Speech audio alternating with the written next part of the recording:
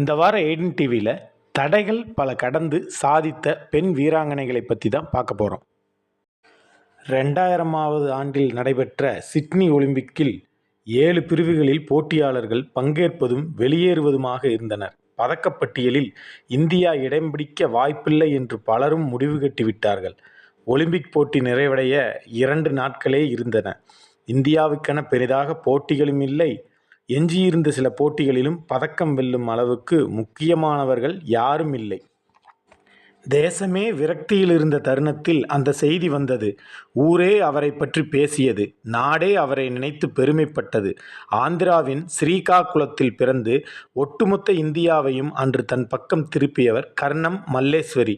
Sydney ஒலிம்பிக்கில் 69 kilo பளுதூக்கும் பிரிவில் வெண்கலப் பதக்கம் வென்றவர். ஒலிம்பிக்கில் பதக்கம் வென்ற முதல் இந்திய பெண். கிரிக்கெட் விளையாட்டில் நட்சத்திர வீரருக்கு எப்போதும் மவுசு குறையாது.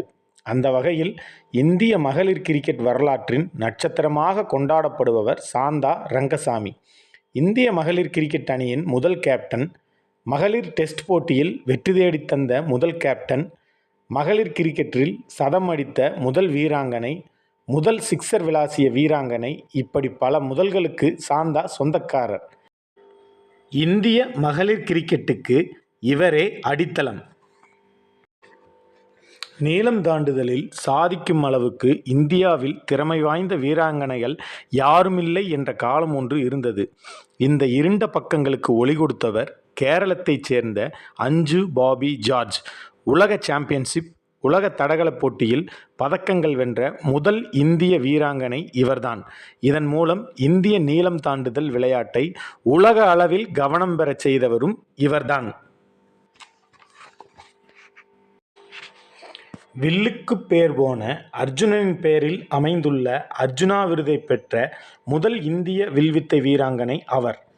அவர் விளையாடத் தொடங்கிய காலத்தில் இந்த விளையாட்டில் சொல்லிக்கொள்ளும் அளவுக்கு பெண்கள் இல்லை.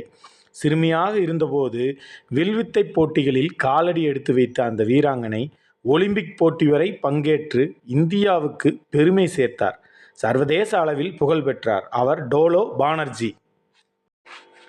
அடுக்குமாடி குடியிருப்பின் மாடியிலிருந்து தரையை எட்டி பார்த்தாலே பலருக்கும் தலை கிறுகிறுத்துவிடும்.